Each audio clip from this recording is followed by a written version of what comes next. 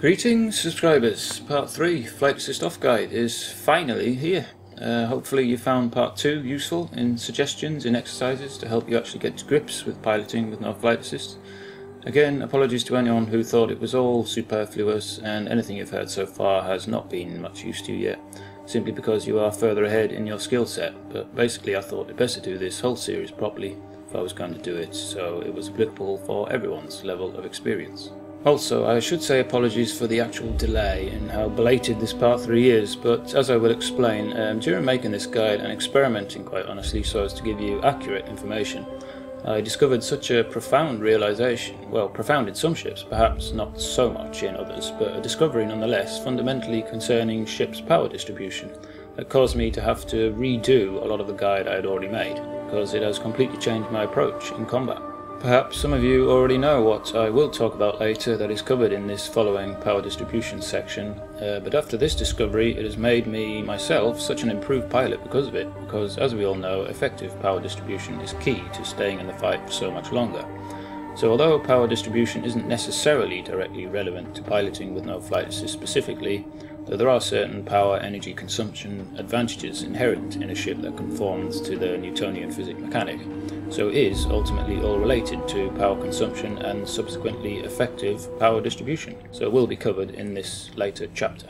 But before we get to that, a few more flight assist off techniques to cover first. So, now we've learnt how to bring our ship under control to a complete stop in all conditions in part 2, but mainly in a falling downwards manoeuvre. That is the position you would be in after you have pitched up to follow your hostile, because that main 3 axis of momentum vertically strafing manoeuvre, which is your most common ship translation and orientation position, because of the original roll until the target is above us premise. So now, we can choose to apply an additional particular translation thruster to translate our trajectory, or, having the same effect, simply leave one of the 3 counter thrusters aside to affect and continue our ship's momentum in a particular direction intentionally.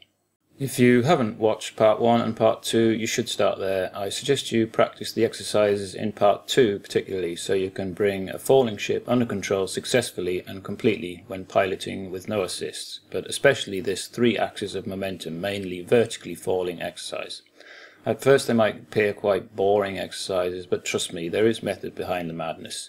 But to get into thruster control input habits by bringing a ship under control completely to a stop will make these combat maneuvers so much more likely to click, and because most other maneuvers evolve after performing this main roll until your target is above you premise, and subsequently falling vertically downwards primarily situation. Chapter links will be in the description again below, show more for your easy quick access, because again this is a long guide.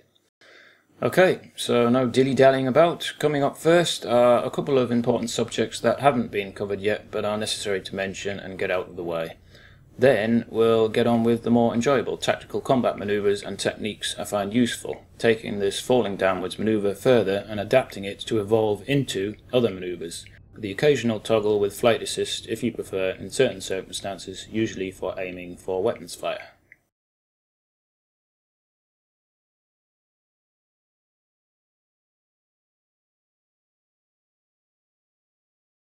So, a quick exercise that probably should have been demonstrated in one of the previous guides, but needs quick attention because it's very useful to know for both modes, FA on and off, but because there is a slight advantage gain with the flight assist off mode.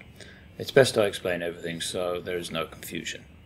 Now there are speed bleed-offs after boosting for both modes. Now it will bleed off as in reduce, decelerate down to however many pips you have set to engines. One used to be able to boost and stay at boost's top speed, and because of the Newtonian physics mechanic one would remain at that top velocity. But now, like I say, there are speed bleed-offs that have been implemented since Beta 2. However, this amount it will bleed off to varies depending on which flight mode you are using. So, concerning pips to engines. At first appearance it seems we have 4 pips in total to each capacitor. However, as I'm sure you've realised, each has half a pip if one is drawn diverted away after adding it. This is the same for all 3 capacitors, but as far as engine pips are concerned, it's a bit like a gearing system in a car. 4 gears but with an overdrive on each, or rather I should say, perhaps more accurately, an underdrive, if there were such a thing.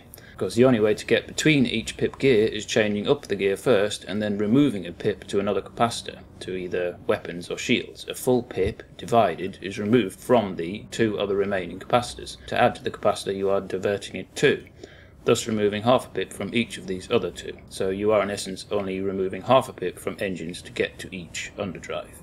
Anyway, I'm not going to make it sound way more complicated than it is again, perhaps a bad habit of mine.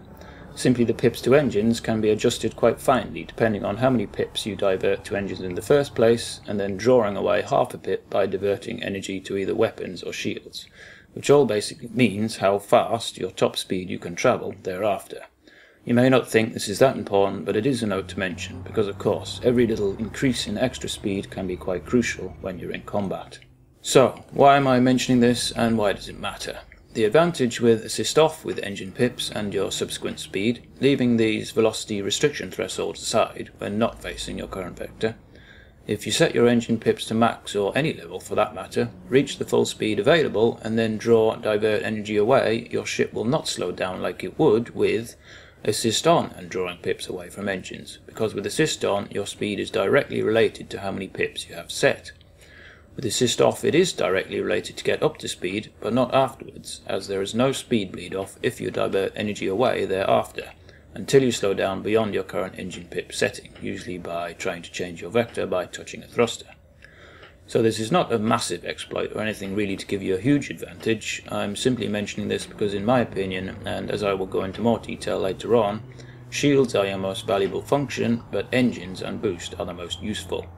Not getting hit at all is of course preferable to trying to keep your shields active, so any little extra speed you can gain out of your craft is of course beneficial, even if it's a quick divert all pips to engines and back away again only briefly to get back up to speed, a useful technique when piloting with no flight assists.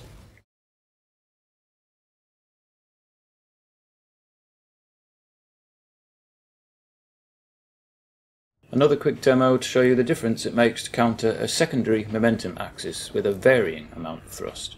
It was something we touched upon in part 2 but wasn't demonstrated separately to show you the considerable difference it makes. But the difference here is when you are at very high velocities, so it's quite an important skill to learn. Best place to show you this clearly is aligning up from not an acute angle to the station's entrance but beyond 90 degrees to its axis, and thus our eventual vector, our intended trajectory through the station entrance as a reference. I didn't want to confuse things too much in part 2, but adding this varied amount of forward thrust instead of the full forwards thrust that I suggested in part 2, head off back towards your target, so this varied amount will counter our momentum considerably quicker in the instances you can and want to decelerate to a slow velocity as quickly as possible. Applying full forwards thrust will keep our momentum high, which is good for evasion, but sometimes we might need to bring a falling ship travelling at high velocity under control more quickly, to align our vector more quickly, i.e. decelerate into the blue zone at your earliest opportunity. I will have two axes of momentum, again primarily vertically but also slightly backwards. Like I suggested in part 2, it's surprising the difference it makes in countering this secondary axis, but this time with a varied analog amount as opposed to a full forward counter. The point of this is to show you in the extreme cases when at very high velocity in combat in a vertically downwards fall, and the fact that applying full forward thrust to head off back towards your target will actually slow the vector alignment, compared to if you applied this varied amount. This doesn't particularly matter or is even particularly noticeable at slower speeds, but it does matter and is noticeable at high speed. We've all got varied analog forward thrust on our HOTAS, so can all do this, and again is an incredibly useful skill to learn when in combat to bring a very high velocity falling ship under control as quickly as possible. Then you'll start translating and increasing this varied forward thrust into the full forward thrust once into the blue zone. We're applying full vertical up thrust as our primary vector counter, but then adding a small amount of forward momentum to go with this vertical thrust, and you can clearly see the difference it makes in bringing the ship under control much more quickly than if you applied full forwards thrust.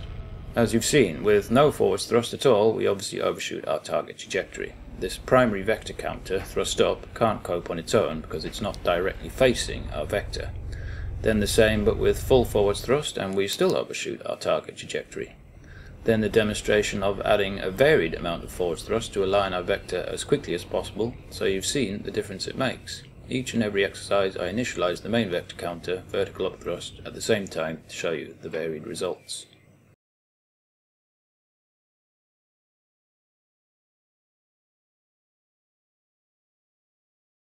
After much deliberation to give you a when to toggle guide, I wasn't exactly sure how to approach this, simply because it would depend on your current approach.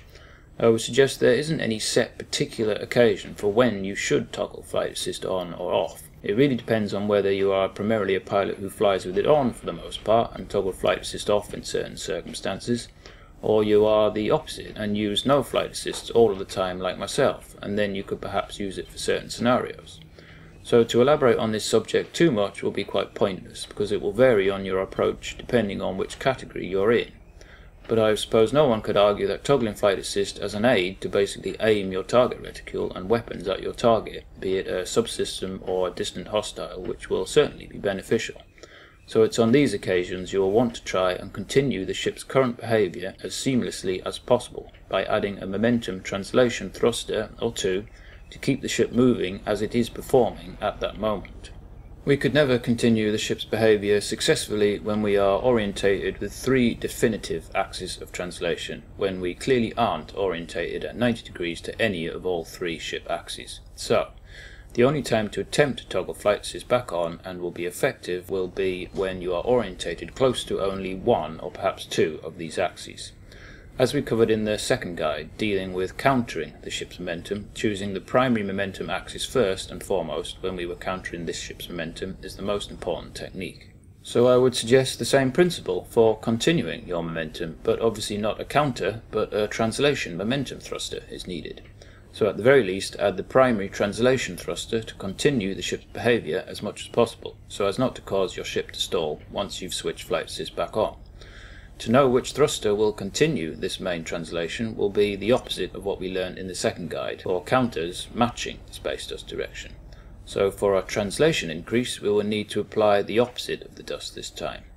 Hopefully this won't confuse things too much and start to unlearn the things we covered in the previous guide, but that said, if you are currently a flight assist on pilot on the whole, you should find this easy and natural to input with your existing habits. To make this even easier, other than the obvious toggle flight assist when simply travelling and facing forwards, i.e. primarily when facing your vector, I would also suggest the only other time to do this effectively would be when travelling close to 90 degrees to one of your translation axes, the main and most useful one when using the main roll until target is above us or tracking up the screen premise again. So before you actually toggle flight assist, orientate with roll until the space dust is travelling primarily vertically, which in turn means for the most part the only translation thruster you will need is thrust down to continue the ship's behaviour as much as possible when switching flight assist back on, and you'll then continue most of the ship's momentum. One might need to adjust with slight amounts of forward and backwards momentum as well in small measure, so again looking at your speedo, throttle display does at least tell us which is needed, whether we are travelling slightly forwards or backwards. So as long as we do use this main premise as much as possible, this can be a technique that will be possible to learn quite quickly and easy to exercise. So not getting confused too much by instead trying to decide which of the 6 thrusters we would need on the fly in a frantic frenzy when orientated in many varied infinite ship attitudes. I'm not entirely sure what you were expecting for this when to toggle chapter. I perhaps made it sound like I was going to go into great detail about when to toggle flight assist, so forgive me if I implied in the previous 2 guides that this was going to be quite an in-depth subject. But during making this guide I've learnt certain things myself, particularly practices that are possible and can be achieved regularly and efficiently, and others that quite frankly aren't, as practical techniques that are realistic to be able to pull off consistently and, well, be useful.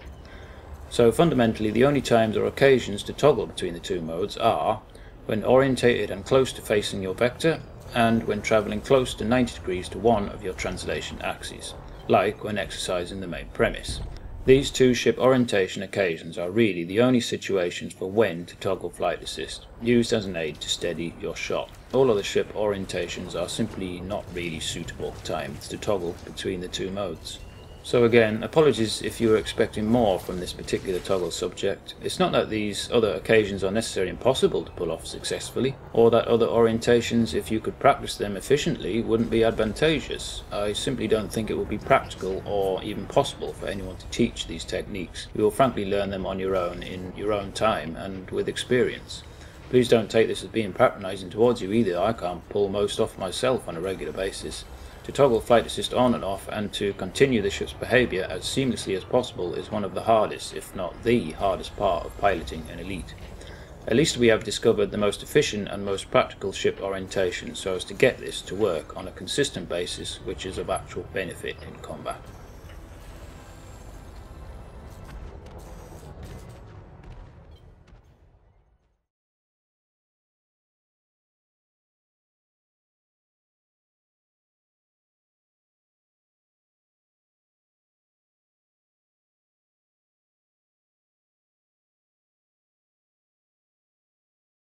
There are a couple more chapters after this one to help you in combat, one to do with a sequential boosting strategy and a section on power distribution, because as we've already alluded, this is of course directly related to everything you do. However, before those, this last thruster exercise is the most important of all thruster exercises across the whole series, and is the last tip I feel I can give you for ship momentum, other than this last sequential boosting strategy I've just mentioned, which we'll cover in a minute. If I were to reveal all my secrets, I wouldn't be much of a threat in combat anymore, so I have to keep some for myself, yes? That said, this practical lesson now, if you can get really good at this exercise specifically, you will be well on your way to becoming a competent pilot with no flight assist, as all combat maneuvers evolve from this one on the whole. I really can't emphasize enough how useful this exercise is to help you get to grips with the most important thruster counters. It will force you into applying the necessary inputs, so is one of the biggest tips, if not the biggest, I can give you for learning the most ideal attitude to position orientate your craft in, and so consequently which joystick and thruster controls to input. So, now we've learnt how to bring a falling ship's momentum to a complete stop with 3 counter thrusters in the previous guide part 2, we can now use all 3 counter thrusters, add a particular translation thruster with 2 counter thrusters to direct our momentum and continuing quite quickly, or, as in this exercise, even just simply choose not to apply a particular counter thruster, leaving one of the 3 aside to continue our momentum in a certain direction. Because of our main premise again, roll until the target is above us, in most situations this generally means leaving any lateral thruster aside, so chiefly applying forwards and vertical thrust to counter most of our momentum down to a manageable velocity, whilst keeping some momentum laterally so we aren't a sitting duck in a stall. However, on a side note, this means when translating in a lateral strafe we will need to choose to omit applying vertical thrust instead, only countering with forwards and lateral thrust to counter most of the ship's momentum, whilst still keeping some momentum so again we aren't a sitting duck. But we'll leave this lateral principle for now. In this exercise we'll demonstrate the vertical strafe, the most common and useful manoeuvre. Just be aware you can use the same principle for both vertical or lateral translation strafes. I agree, you may have perhaps found it quite odd in part 2 with me suggesting to counter all the way to a stop with your 3 relevant counter thrusters. But knowing how to bring the ship to a complete stop will be so much more beneficial to you now, and you'll be much better equipped to choose when and which 2 of the 3 counter thrusters to apply, so as we can continue our momentum but at a manageable speed and in the direction we want. If you got quite good and proficient at those to a stop with 3 axes of momentum exercises in part 2, this will benefit us immensely now in the real world when we only really need, for the most part, to apply only 2 of the 3 counter thrusters. As a demonstration to show you the 3 most important thrusters of the 6 total we obviously have available, but mainly how important thrust up itself is, again something I mentioned in the previous part 2. So as the exercise you really should practice yourself, I will remove my thrust down and lateral thrusters from mappings, key bindings, to show you how little these particular thrusters are really used. So all I'm left with is forwards and backwards thrust and thrust up. I'm not sure how to actually remove an axis binding once it's set, but I'll map these lateral thrusters and downward thrust to my gamepad's right thumbstick so I can't use them. And let's go and find a hostile. I'm really not cheating in any way here against a relatively tricky opponent, although not really, but anyway, an agile eagle with an expert at the wheel will serve well enough to demonstrate. I haven't any lateral thruster control, neither am I really needing any thrust down either, because I'm always rolling so my target is either tracking up my field of view or is above me and flies over my head, the original premise. The point of this exercise is simply to show you the 3 main primary thrusters, but ultimately the 2 main counter thrusters that are needed and used, so how often thrust up itself is used with forward thrust, when using this roll until the target is above us premise. Any lateral thrust is rarely needed, as is the case for thrust down. It's probably quite obvious when these thrusters are needed, but it does demonstrate the lack of needing to use them very often when piloting using this main premise manoeuvre. Reverse thrust has been added because it is of course needed to slow down when facing forwards, travelling towards a vector straight ahead, plus sometimes you need to back away from a hostile if you are too close.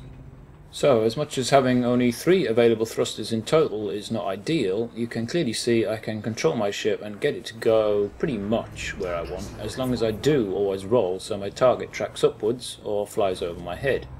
Even though there are times when these other thrusters I can't use would be of use, they're simply not needed as often as long as we use this main premise as much as possible. You can clearly see when I'm applying forwards or backwards thrust by noticing the throttle display, and on-screen cues are showing when I'm using vertical up thrust. So remember and keep in mind I'm only ever applying 2 thrusters at one time obviously. Clearly I can't apply forwards and backwards thrust at the same time, so it's either reverse and vertical up, very rarely, but mainly forwards and vertical up thrust simultaneously. I'm not going to say it's easy, but it's certainly not hard, but again, if you got proficient at the main 3 axes of momentum exercises in part 2, this will be a cinch, and is the main reason I suggested for you to practice it in part 2.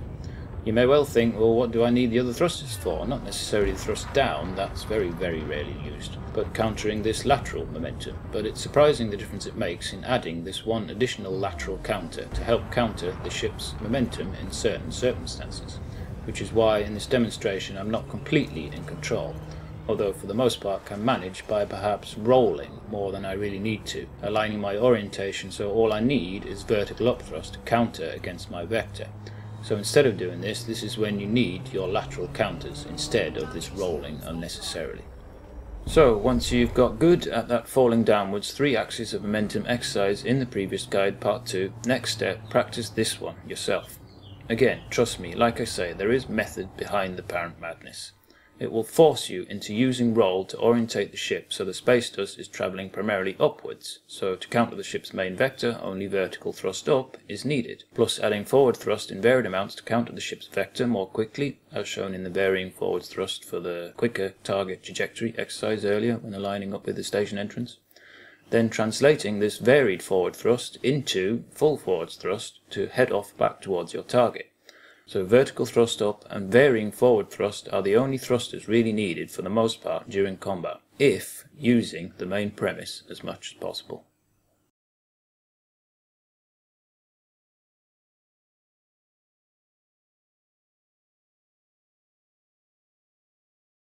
A quick chapter on a double or even sequential boosting strategy, as the title describes. A very useful tactic as a variation or precursor to the fundamental redirection maneuver.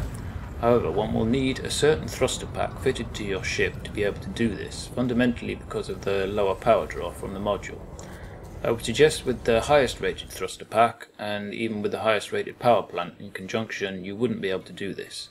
But either way, whichever way you look at this, certainly not as quickly or as frequent as you can with the lesser rated thruster pack fitted. Of course, having a full capacitor in the first place and a full or close to full pip configuration of energy diverted to your engines is important to replenish the capacitor as quickly as possible, but is a very useful strategy to try and get behind your hostile as quickly as possible, depending on the maximum turn rate of your hostile of course, so much more effective on the more larger cumbersome craft. You'll see in a later chapter me using this against an elite dropship using flight assist off to turn, so a tricky opponent, using boost over and over as an evasion technique firstly, and I barely get hit by his weapons fire, and then gradually move in and turn the tide of the fight to get behind this hostile.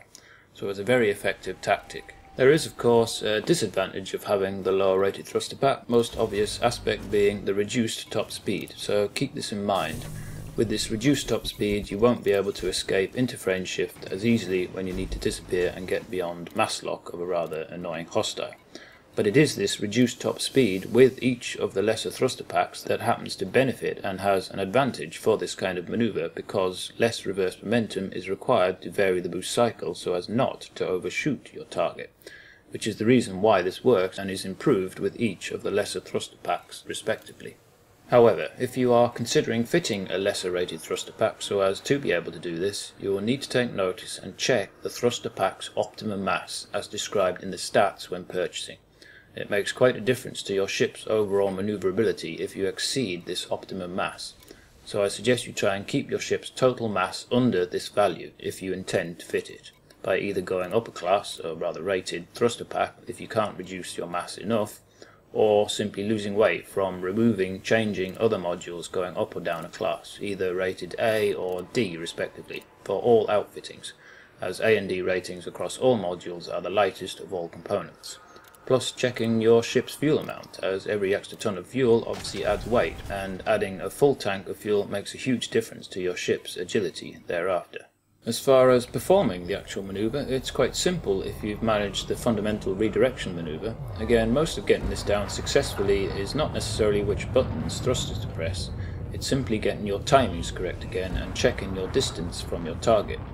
To put this in simplistic terms, although it can be a lot more complicated than this, as you'll see against the elite dropship later, but on a slower, easier hostile, we are initially setting a trajectory with the first boost to the rear of the vessel trying to turn to face you, at around about 500 meters away. 500 meters as a rough value as long as you already have forward momentum. Then 500 meters, rough value again, for the second boost, because we are wasting around half your boost cycle because it's fired against our backward momentum. So aiming for the rear will cause the hostile to have to make a complete 180-degree turn, but even better is if you time your run as the hostile is nearly facing you, so they have a choice to either continue the pitch turn they are already making, so as having to pitch turn further than 180 degrees, or perhaps even better, have to switch to the opposite direction in orientation with the opposite pitch, which takes a bit of time as well. So I suggest you practice this as much as possible to get your timings and distances as successful as possible. We are more or less pitching up immediately after boosting, using part of the boost cycle to increase and accelerate our pitch rate, and then once past the hostile and the first boost cycle has completed, you should immediately apply the second boost, as if you were performing the fundamental redirection manoeuvre, so adding thrust up with your pitch if you haven't quite made your own 180 by this point. And because of your momentum, the second boost won't have as much forward effect, so you hopefully won't overshoot your target. Again, like we covered briefly in part 2, a useful guide as to what your hostile is doing is of course looking at your target HUD of the hostile after your initial first boost to see which direction he's turning.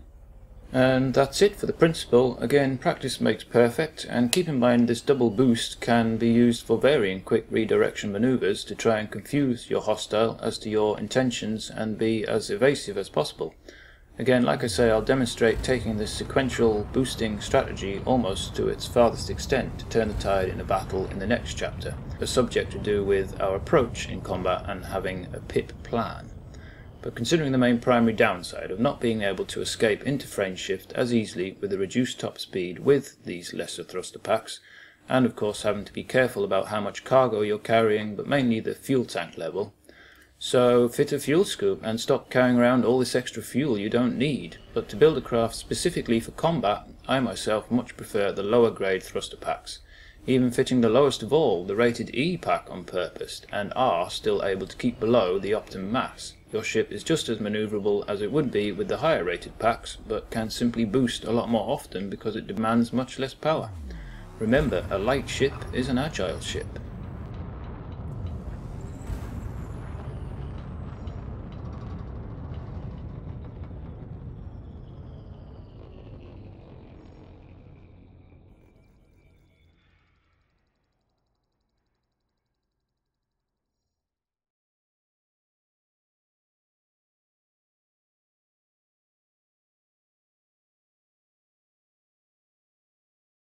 As I'm sure you know, power distributor energy diversion has a big bearing on your intentions and technique in actually piloting your ship, and because of mentioned advantages with piloting with no flight assist across all these guides, I thought it best to cover this in this Learning Flight Assist Off Guide series.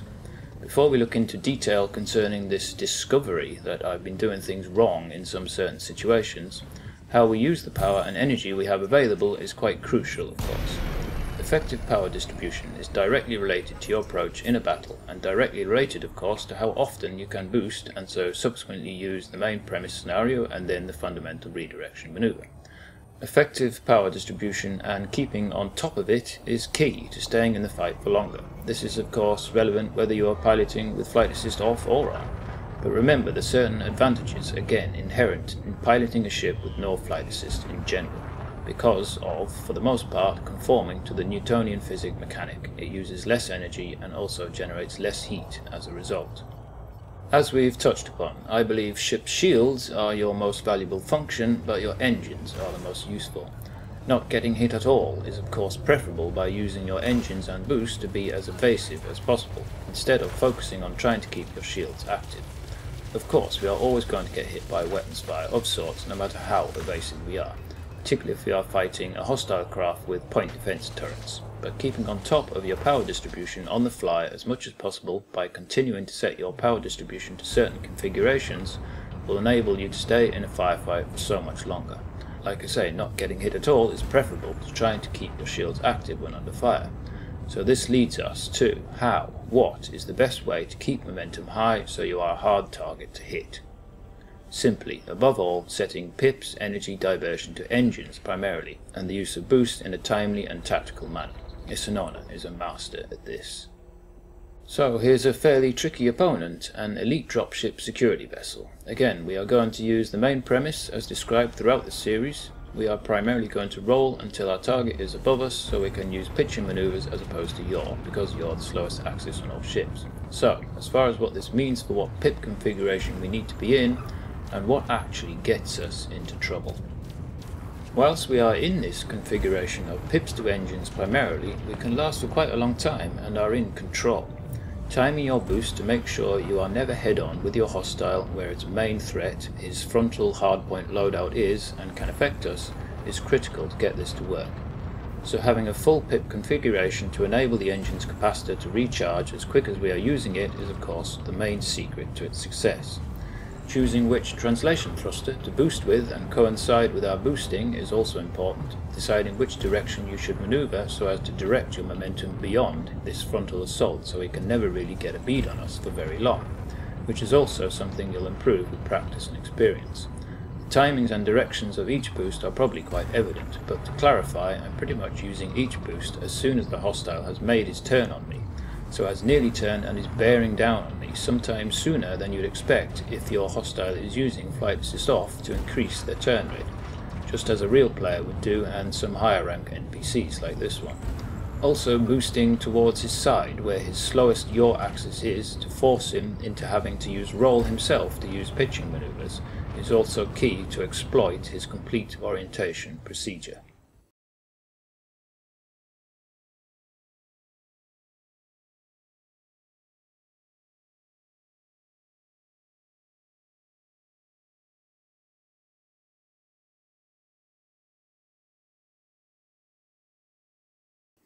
This is an ideal demonstration of how beneficial the lesser thruster pack is. My top speed is reduced because of fitting this module, which actually happens to help the situation as I'm never boosting too far beyond my target. Not to mention the reduced power draw from this lesser thruster module enables me to boost a lot more often. I myself much prefer the rated D or even E if you can keep below the optimum mass of these lesser thruster modules, and is a crucial factor to getting this to work as effectively as possible. So, like I say, whilst we are in this configuration of pips to engines primarily, we can last for quite a long time, if not indefinitely, and are in control.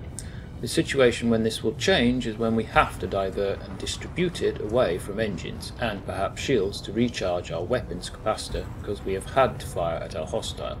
Of course this has to happen at some point in the battle, but knowing this and being aware of how precious energy is will perhaps make us use weapons fire, so energy from this capacitor itself, more sparingly, because it is this very diversion of energy itself that ultimately gets us into trouble.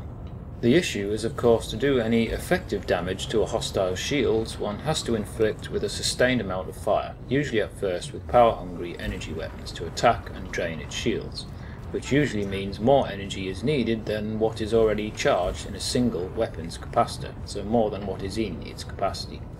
I am able to do this here in the Vulture because I am barely getting hit, so very little energy is required for the system's capacitor for shields as long as I evade incoming fire from its frontal assault and use boost in a timely and tactical manner. So like I say, whilst we are configured like this and are in this position, we are in control of the battle.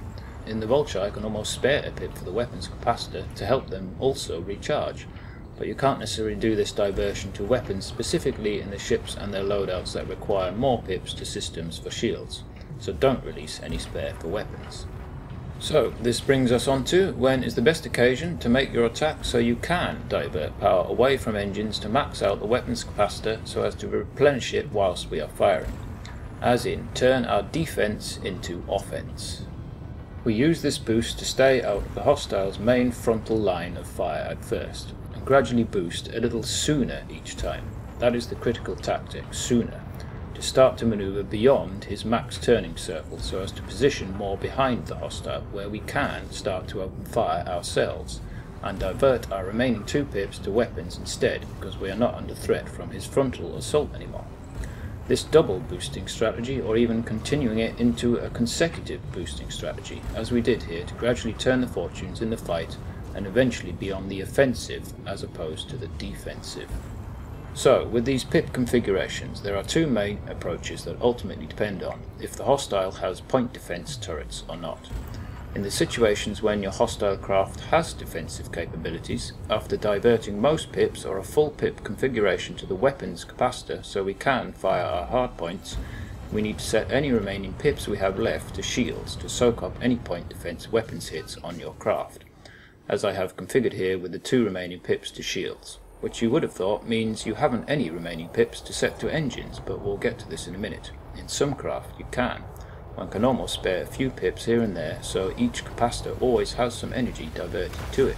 These craft with point defense capabilities are the hardest kind of hostiles to combat, because instead of using the other approach of setting any remaining pips to engines instead of shields, means you're still going to get hit, which means you may as well not set any pips to engines in the first place. Set them to shields instead to try and soak up some of this point defense turret fire, with a sporadic quick diversion of pips to engines and back again to get back up to speed when you need to. Refer to the throttle pip exercise at the start. But like I say, there is still a variation of this pip configuration which we'll get to in a minute. However, in the instances where your hostile has no point defense, once we have turned the tide and obtained the high ground, so to speak, i.e. you've managed to position beyond your hostile's maximum turn and are positioned behind him, we can eventually choose to leave the shield capacitor with no pips and set any remaining pips to engines and weapons as our primary configuration, so we can at least have more evasion speed to stay out of the hostile's primary line of fire from the front, which is definitely where we don't want to be, as shown against that dropship in the end once we had turned the tide. Ideally, we need to constantly and consistently keep diverting energy between all 3 capacitors on the fly during the fray, but having a basic pick plan depending on your position in the battle and or if your hostile ship has any point defense will slightly change our approach and help massively for your options during the fight. Like I am demonstrating here, the natural reaction when under consistent fire is to set all or most pips to shields in these kind of battles to keep our shields active for as long as possible. Of course, we can also help to alleviate some of this income and turret fire with timely launching of chaff if you have one fitted, and of course we have shield cells as well, as just demonstrated, to help keep our shields active, but I was as guilty as the next guy using them like they are free and not respecting their value. So with chaff and shield cells, we need to use these at last resort when our pip plan hasn't quite worked out. So effective power distribution is key to staying in a firefight for so much longer, and using these chaff and shield cells as aids for backup, not a primary use first and foremost. However, this normal approach of setting a capacitor with a full set of pips, particularly to shields, is not necessary if, I say if, we don't get into the position of not keeping on top of our power distribution in the first place. As I will explain now, my discovery. Perhaps I expect some of you knowledgeable elites already know this, but quite honestly, and I'm quite happy to admit it, I didn't until I tested many a configuration on different ships and realized my error that I had been doing all this time. So this will certainly help those players of you who didn't know about this also, to change your approach in combat that has quite a considerable benefit.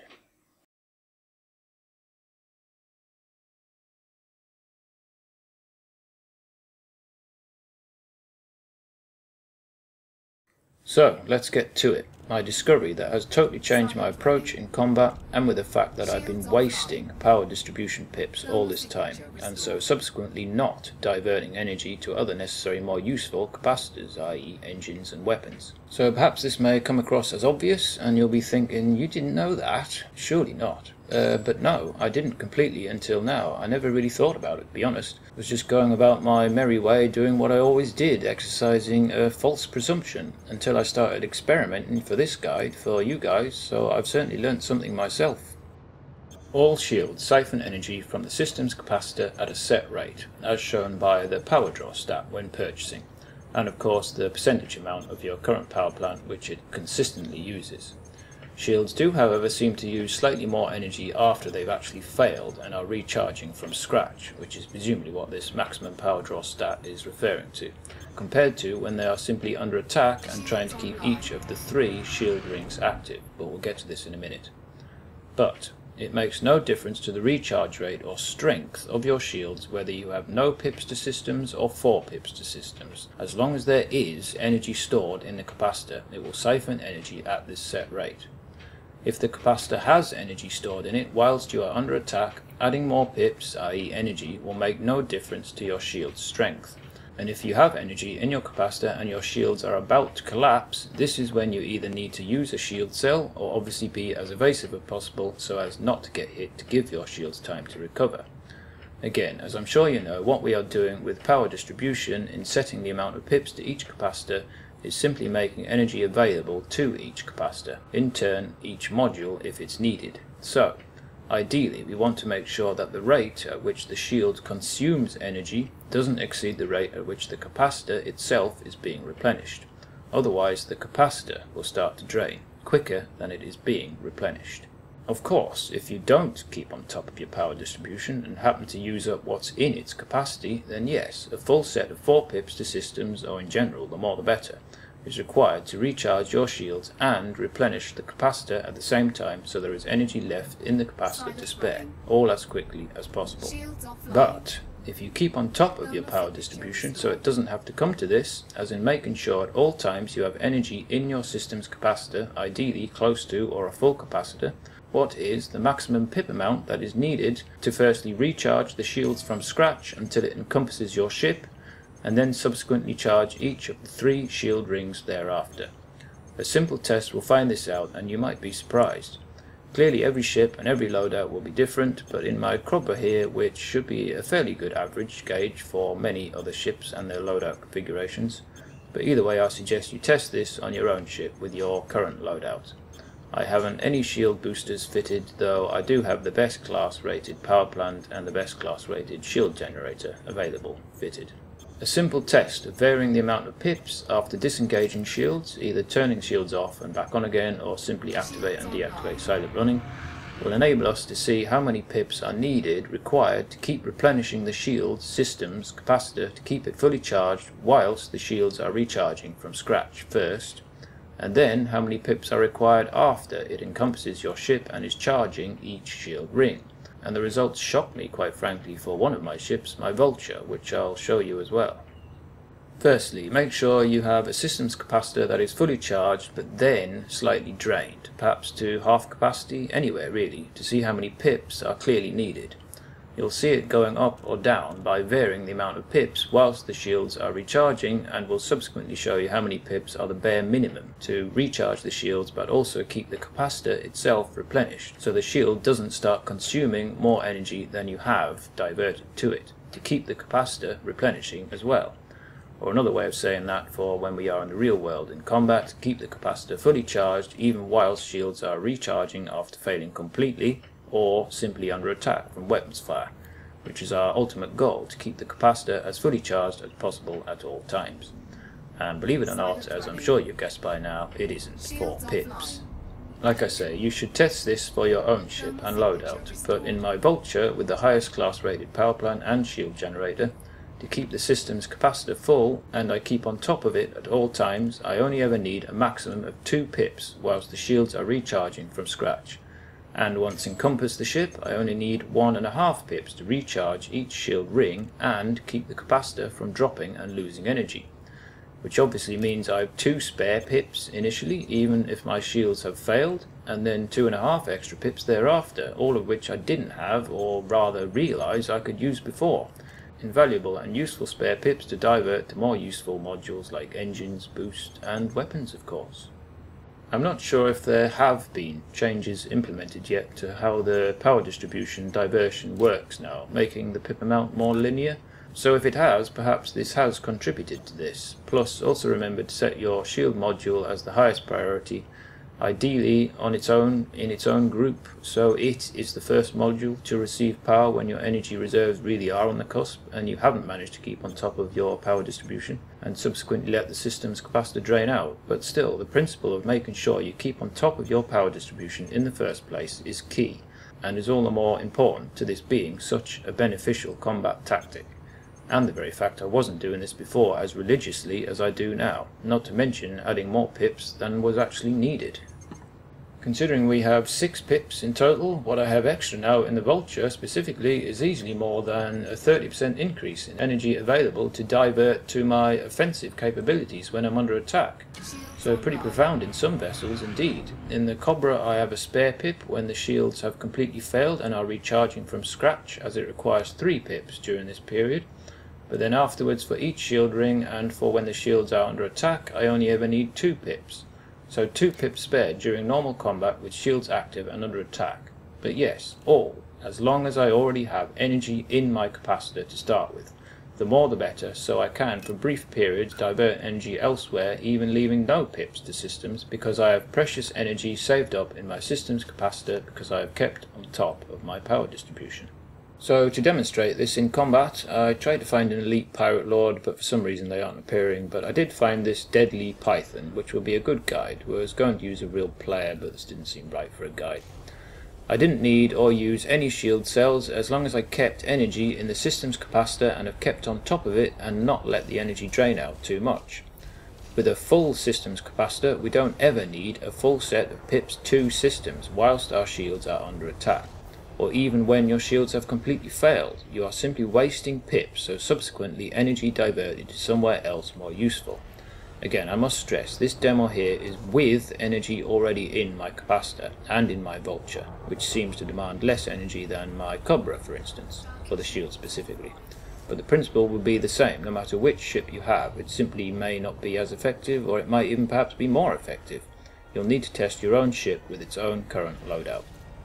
But ultimately, if you don't manage to keep on top of your power distribution and neglect to keep the capacitor charged, then yes, you will need more pips, so energy diverted, the more the better, so up to 4 pips to replenish the capacitor quicker than the energy already charged in it is being consumed. But it is this huge diversion of energy that gets us into trouble in a battle, so keeping on top of your power distribution in the first place will be so much more easy to manage, with less energy demanded from each capacitor, meaning more energy available for your offensive capabilities. Engine boost, which of course also means how often we can perform the fundamental redirection maneuver, for instance, and generally be as evasive as possible, and of course use our own weapons. So this is why this power distribution chapter is in this Flight Assist Off guide. It's not like I didn't use my power distribution and divert energy when needed before. I was simply adding more pips to systems I didn't need to, and so were ultimately wasting some, and so valuable energy for something else as a result. It has totally changed my approach in combat, that's for sure. If you keep on top of your power distribution in combat, it will change your approach in combat too.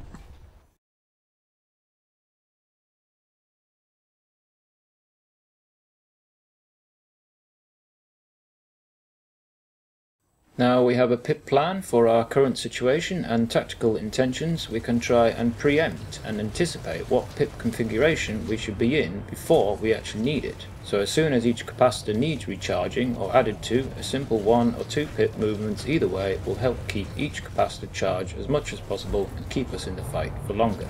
I found no matter which configuration you might be in already or currently, the best approach at first to get into habits again of doing this religiously is a simple power distribution reset, a single divert to the second choice capacitor first to make sure there is enough remaining once we then divert a full pip amount to your primary choice. It's really very simply inputted once you get into the habit.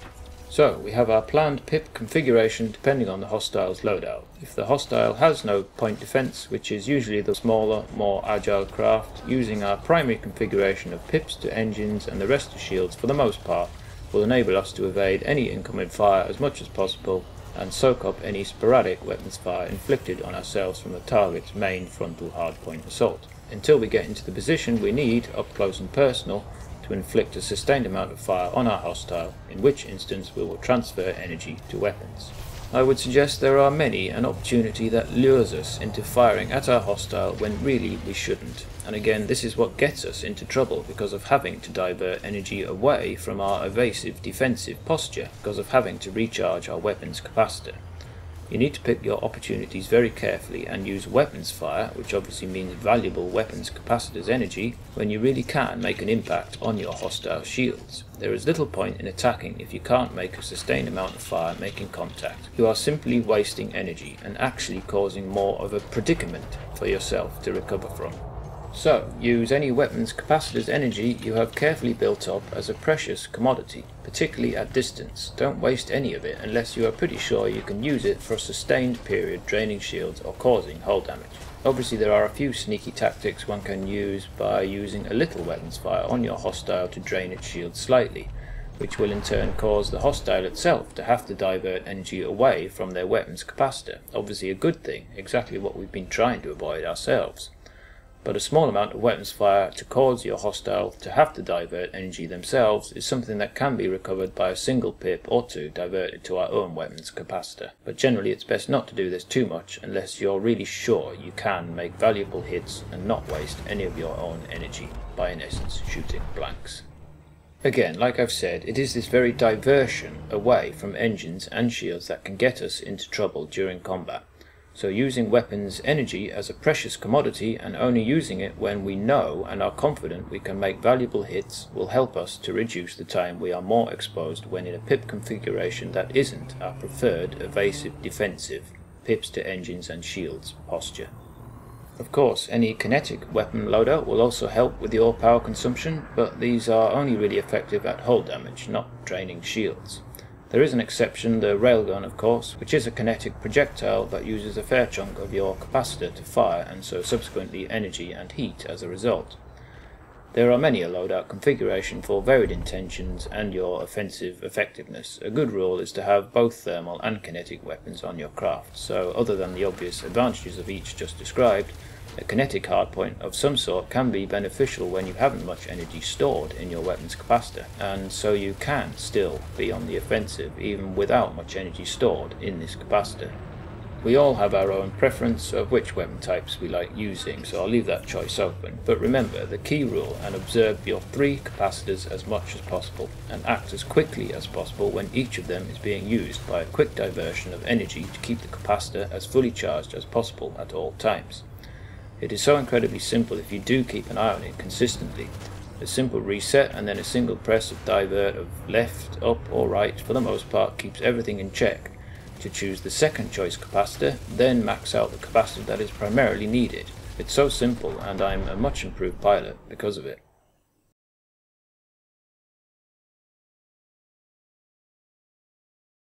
That's it guys and dolls, thanks for watching, especially if you've watched the whole series, but even if not, I hope you got something useful out of this series somewhere, somehow. Again, as usual, please comment your woes and thoughts, thumbs up, thumbs down, and even subscribe if you haven't already. I will be continuing to post further guides on varied subjects in Elite Dangerous. I am officially addicted, and any gaming time I get, it's precisely this that I want to play. I said it last time, I'll say it again, thank you for all those who commented on my previous guides. I really appreciate your input, it keeps me on my toes and I'm always learning something from you all. But I hope this series will encourage even a few to take up piloting with no flight assists. I've had a few very welcome messages from subscribers already thanking me for creating these guides, and the overwhelming gratitude that they now perceive the game in a completely different light, which I wholeheartedly agree with. So if anyone else is contemplating learning to pilot with no flight assist, you won't regret putting in the time to learn a basic FA-off skill set, even if you use it in spurts for certain circumstances. Also, before I go, now we have wings in the game, I'd love to start a combat guide concerning this, so with a wingman or even wingmen, because the combat tactics will be varied again depending on your role rotating in the wing, so watch this space. If anyone is interested in joining me, let me know, even privately at first if you prefer. So thanks for watching and good luck. I hope to see you out there performing these maneuvers in combat, and you'll hand it to me because you'll be better at it than I am. Oh god, don't say that, what have I done?